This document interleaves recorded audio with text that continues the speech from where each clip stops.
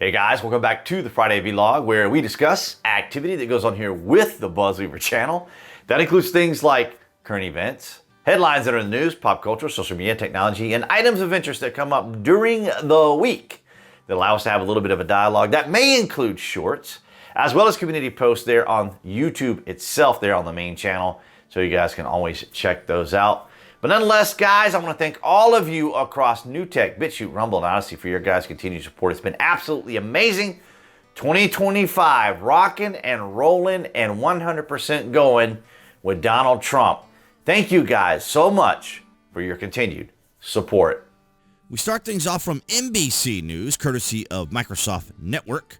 Meta agrees to pay $25 million in Trump lawsuit settlement over suspended accounts. Oh, yes. So it's finally coming due. Meta said Wednesday it would pay $25 million to settle a 4-year-old lawsuit from President Donald Trump over the social media company's decision to suspend Trump's account after the January 6, 2021 attack on the U.S. Capitol. Meta, the parent company of Instagram and Facebook, filed a notice of the settlement in federal court in San Francisco, where the lawsuit was pending. Meta spokesperson Andy Stone separately confirmed the terms of a $25 million payment from the company, with $22 million going towards a fund for Trump's presidential library and the balance dedicated to legal fees and other plaintiffs in the case. Ladies and gentlemen, here we have yet another example of another media site, this time social versus ABC Media, that is having to pay out Donald Trump for wrongfully, obviously separating him or removing him, banning him from Instagram and Facebook. And as we've always said here on the BuzWeaver channel, the Democrats do things to get a knee-jerk reaction right away. And it isn't until later when we find out the truth, after, well, in this case, many years, the truth comes out. And it's great that it is coming out. However, the short-term memories of individual people after a knee-jerk reaction usually stays around. And it takes a little bit of effort to unwind that from people's minds. But, you know, Trump's victory was massive, as we have said here. That popular vote was absolutely imperative to allow Trump to have that sense of who he is, right? And the country and the direction. Because for the longest time, as we've said here on the BuzWeaver channel, our culture, our institutions, and our justice system had been hijacked by the left, by the Democrats, or the establishment, who facilitated the left to do what they did and gave them the platform, gave them the power, gave them the voices to be able to shut people down, including the President of the United States. And just the other day, it was absolutely extraordinary. I actually heard a blue for life Democrat admit to me that Donald Trump, or the Senate, did pardon or did acquit Donald Trump in the January 6th incident. So it's absolutely amazing to see the impact this is having. And then, as Brett says here, one after another, the world is admitting that it was wrong and Trump was right. And as we have said here, mentioning the left and all that they have done, they've always said that people were on the wrong side of history if they didn't agree with them. And of course, they would just shut everyone down if you didn't agree with them as well. And so it's kind of extraordinary. And so from WION India News. Now, Donald Trump, it appears, is changing the game. He's changing a lot of things, in fact. Tech giants are falling in line. The balance of power is shifting. The American president has now secured a $25 million settlement from Meta, marking an unprecedented victory over big tech's most formidable player. Meta and the settlement will not admit wrongdoing or the suspension of Trump's accounts. And according to reports, the lion's share of the settlement, a whopping $22 million, will fund Trump's presidential library. The settlement represents more than just financial compensation. It signals a seismic shift in the relationship between political power and social media dominance. The Meta's chief, Mark Zuckerberg's recent trips to Mar-a-Lago, including a dinner and reportedly a full-day media. And of course, like Trudeau, they end up at Mar-a-Lago, where they're, I guess you could call it the rights education camp, where reality sets in. The reality of what they have done is come to fruition. And it's extraordinary to see it. Now, of course, it's not over all mainstream media because, of course, here we're seeing the news from India.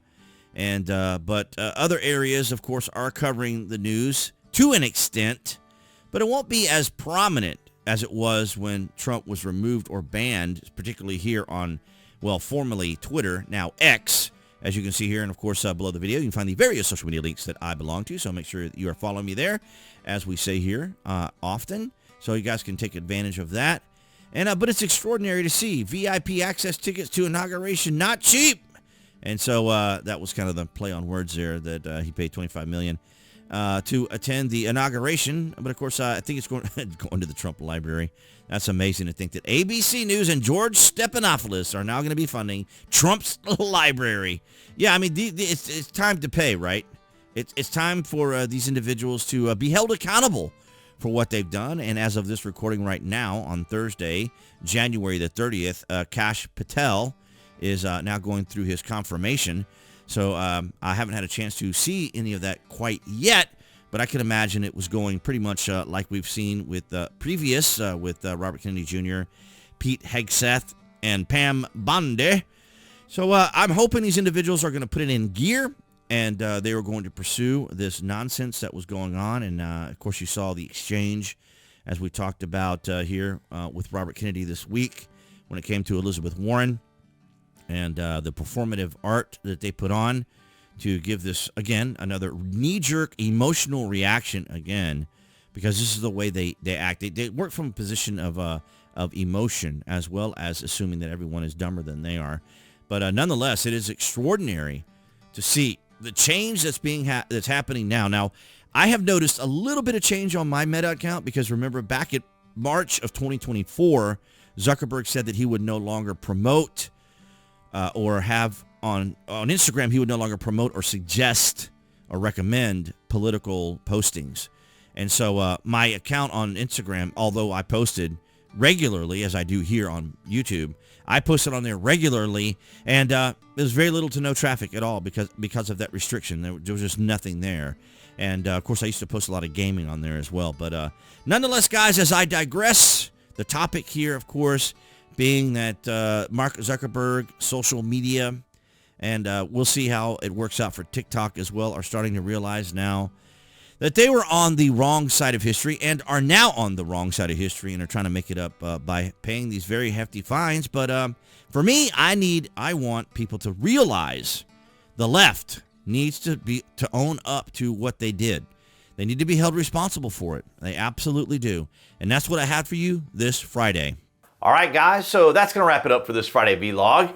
Down below this video, you can find the various social media links that I belong to, and I would encourage you guys to follow me on those platforms now that we're able to at least speak on some of them, although I've not tried TikTok just yet. But who knows? Maybe so. And if you order frequently from Amazon or a Prime member, my landing page link is right there, guys. Take advantage of that. And, of course, it helps out the channel and protects your privacy. And if you're interested in your privacy online, a virtual private network will do that in a VPN. Trust Zone is my favorite, so you guys can check that out. But, of course, all of you guys can help out the channel by liking and subscribing and engaging in the comments, because it all helps out and it lets the algorithm, the AI, know what all is going on. As we mentioned here in some of my recent videos, I said that so much has changed with the AI and how it identifies and how it trends things. So SEO and those sorts of things have all changed. So it's been an interesting, just all kinds of things going on in 2025, but all good. I'm enjoying it so far. I hope you guys are too. You have to let me know down in the comments, of course, about your particular thoughts on that. But I want to thank all of you guys across New Tech, BitChute, Rumble, and Odyssey. What an amazing amount of growth there over the year, and hopefully as much here in 2025. But of course, all of you guys have supported the channel so amazingly, everyone here on YouTube, with your likes, your shares, and your comments. So guys, appearing there, right there on the screen, it would be the channel icon that you guys can click on to subscribe, as well as to select notifications that we know what's content on the channel. And I'll see all you guys next week with perhaps less hair behind the Galaxy phone camera next week.